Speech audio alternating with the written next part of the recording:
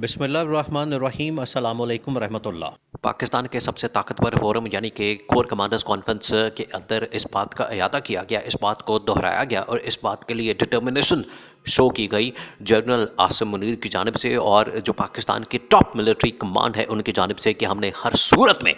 जो फ़लस्तीन के मामलात में फ़लस्तीन की हिमायत करनी है। इसराइल की सख्त अल्फाज में मजम्मत की गई और दूसरा ये कि पाकिस्तान के मौजूदा हालात व वाक़यात से मुतल्लिक भी बड़ी डिटेल से डिस्कशन की गई और एक ऐसा रास्ता इख्तियार करने की ज़रूरत पर जोर दिया गया जिसमें पाकिस्तान क्राइसिस से निकल सके, बहरानों से निकल सके। पाकिस्तान के अंदर जो सियासी मुआशी अदम इस्तेहकाम है, पाकिस्तान के जो सफारती सतह पर जो मामलात हैं, पाकिस्तान जिस तरीके से आइसोलेशन का शिकार हुआ है, उसमें पाकिस्तान को एक ऐसे सिविल लीडर की ज़रूरत है जो कि पाकिस्तान को लीड कर सके आलमी सतह पर, और एक ऐसा शख्स जो ना सिर्फ पाकिस्तान में अवाम के लिए काबिल कबूल हो, अवाम की नज़र में वो एक साफ और शफाफ बेदाग लीडर हो, बल्कि आलमी सतह के ऊपर भी उसकी बड़ी अहमियत हो, उसकी बात में बड़ा वज़न हो और उसकी उसकी दुनिया में आवाज़ सुनी जाती हो। और इसके लिए एक ही शख्सियत का इंतखाब किया गया और उसका नाम है इमरान खान। अब जो टॉप मिलिट्री कमांड है, टॉप मिलिट्री लीडरशिप है, उनकी जानिब से ये फैसला क्यों किया गया और उन्होंने क्या देखा, क्या मामलात हैं, आलमी तनाजुर क्या है और पाकिस्तान के अंदर सबसे पॉपुलर लीडर कौन है, ये तमाम की तमाम ब्रीफिंग्स और प्रेजेंटेशन के बाद ये फैसला किया गया। अब आपने इस पूरे मामले को समझना है। आजकल पाकिस्तान के अंदर बड़ी मुहिम चलाई जा रही है, बड़ा मीडिया कैंपेन की जा रही है और भरपूर तरीके से कवरेज की जा रही है नवाज शरीफ की वापसी से मुतल्लिक कि नवाज शरीफ आ रहा है, किस अक्टूबर को आ रहा है, एक बहुत बड़ा कोई लीडर आ रहा है, कोई नेल्सन मंडेला आ रहा है, या कश्मीर फतह करने के बाद फ़ातेह कश्मीर आ रहा है, या फ़ातेह फ़लस्तीन आ रहा है। इस तरह से उसको प्रेजेंट किया जा रहा है, या जिस तरह से आके उसने पाकिस्तान के अंदर दूध और शहद की नहरें बहा देनी है। मुल्क के अंदर जितनी तबाही और बर्बादी, जितनी आपको यहाँ पर बड़ा गर्क नज़र आता है, मुआशी और सियासी अदम इस्तेहकाम नज़र आता है, हर सतह के ऊपर आपको तबाही और बर्बादी नज़र आती है, उसके पीछे असल में नवाज शरीफ की दौर हुकूमत और पीडीएम का दौर हुकूमत है। इसकी वजह से पाकिस्तान के अंदर तबाही और बर्बादी नज़र आती है। जो नवाज शरीफ का दौर था 2013 से 2018, उस दौर में जितना कर्जा लिया गया, ये पाकिस्तान के अंदर रिकॉर्ड कर्जा लिया गया। और उसके बाद जब 18 महीने की हुकूमत पीडीएम की शहबाज शरीफ की सरबराही में बनी, यानी कि नून लीग की सरबराही में बनी, उस वक्त भी जो कर्जा है पाकिस्तान का, वो रिकॉर्ड 18 महीने में, पिछले 75 साल में इतना कर्जा नहीं लिया गया जितना 18 महीने में लिया गया। तो ये इनकी कारकर्दगी है, ये असल इनका चेहरा है जिसको अवाम ने अब मुस्तरद कर दिया है। और अगर ये एक मरतबा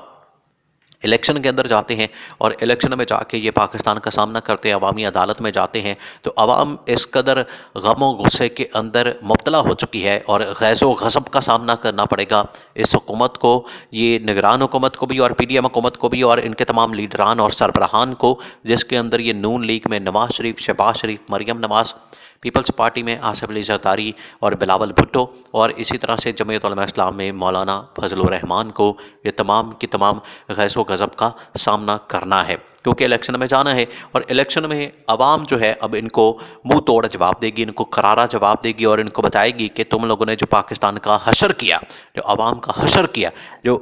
आवाम को तबाह बर्बाद किया,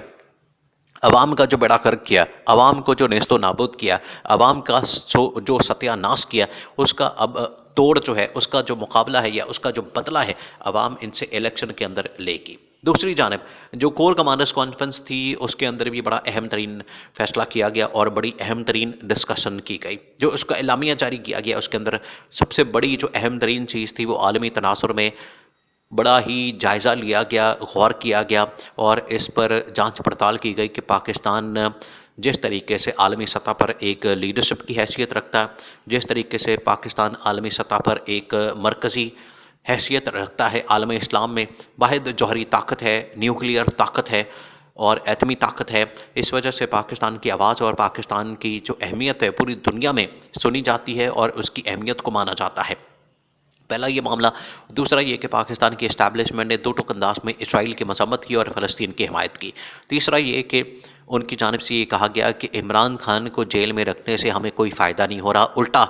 हमारे ऊपर ये परसेप्शन एक बिल्डअप किया जाता है कि शायद हम ये सारा कुछ कर रहे हैं और हम इसके पीछे हैं, और नून लीग इसमें से निकल गई है। नून लीग ने इसी वजह से, जो पीडीएम हुकूमत थी, पीडीएम हुकूमत ने जाते जाते जो आखिरी वारदात डाली, जो बरीक वारदात डाली, वो यही थी कि इमरान खान को जाते जाते जेल में भेज दिया जाए, जेल में बंद कर दिया जाए, इमरान खान को जेल में पाबंद सलासल कर दिया जाए, और इमरान खान को किसी किस्म की रिहाई, इमरान खान के लिए किसी किस्म का रिलीफ, और इमरान खान के लिए कोई ऐसा मामला नहीं छोड़ना जिससे इमरान खान जेल से बाहर आ सके। और इन्होंने कार्रवाई ऐसी की, इन्होंने वारदात ऐसी डाली कि उसका बराह रास्त जो इल्ज़ाम है, जो परसेप्शन है, वो इस्टेब्लिशमेंट के ऊपर जाता है कि इस्टेब्लिशमेंट ये सब कुछ कर रही है और हमारा तो इसमें कोई कसूर नहीं, हमारा तो इसमें कोई लेना देना नहीं, और इसमें नवाज शरीफ भी बरी ज़िम्मा है, इसमें पीपल्स पार्टी भी बरी ज़िम्मा है, कि हमने तो कुछ किया ही नहीं, हमने तो इमरान खान के साथ कुछ किया ही नहीं। इस वजह से इस्टेब्लिशमेंट ने कहा है कि हमने ये दाग धोना है, हमने इसको ख़त्म करना है। अगर ये दाग हमारे ऊपर लगता है, अगर ये दाग हमारे ऊपर इसके छींटे गिरते हैं, तो इससे हमारा नुकसान होना है। और आवाम जिसको भी सपोर्ट करती, हिमायत करती है, हमें उससे कोई सरोकार नहीं। ये आवाम की मर्ज़ी है, आवाम की मंशा है, आवाम की अपनी अपनी राय है। वो जिसको सपोर्ट करें, जिसको वोट दें, जिसको चाहे मुंतखब करें, ये आवाम की मर्ज़ी है। इस वजह से ये अहम तरीन फोरम इस नतीजे पर पहुंचा है कि पाकिस्तान के अंदर सियासी, मुआशी, सिफारती सतह पर जो बहरान पैदा हो चुके हैं, जो क्राइसिस है, इसमें से हमने निकलना है और पाकिस्तान को जमहूरियत के रास्ते पर गामजन करना है। जमहूरियत ही पाकिस्तान की वाहिद ऐसी ऐसी ऑप्शन है या रास्ता है जिससे पाकिस्तान का सर्वाइवल जुड़ा हुआ है। और जमहूरियत में क्या होता है? जमहूरियत में आपका जो सबसे पहला स्टेप है वो है इंतखाबात। आपने इंतखाबात करवाने हैं और इंतखाबात के अंदर तमाम सियासी जमातों को, तमाम सियासी लीडरान को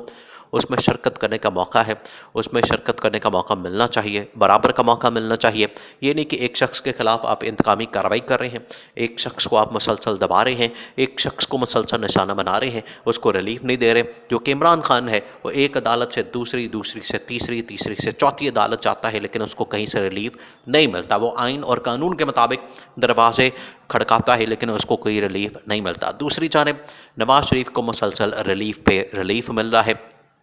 तो ये परसेप्शन पाकिस्तान के अंदर बिल्डअप होता है कि ये सब कुछ इस्टेब्लिशमेंट की ईमा पर किया जा रहा है। इस वजह से पाकिस्तान की टॉप मिलिट्री कमांड, जिसके अंदर general Asif Ghafoor, general Asim Munir, army chief, वो ये फैसला कर चुके हैं कि हमने इस सूरत में, इस मामले में किसी सूरत नहीं पड़ना, हमने इसके अंदर हाथ नहीं डालना। और ये मामला जो है, जो सियासी जमातों का मामला, सियासी लीडरान का मामला है, और इनके जो अदालती मामलात हैं वो ये जाने और अदालत जाने। हमने पाकिस्तान की सिक्योरिटी, पाकिस्तान की सलामती, पाकिस्तान की बका, पाकिस्तान के अंदर जो अहम तरीन मामलात हैं उस पर नज़र रखनी है। और इमरान खान की रिहाई का फ़ैसला अदालत से होता है, हमें एक्सेप्ट करना चाहिए। अवाम उसको मुंतखब करते हैं तो हमें उसको एक्सेप्ट करना चाहिए।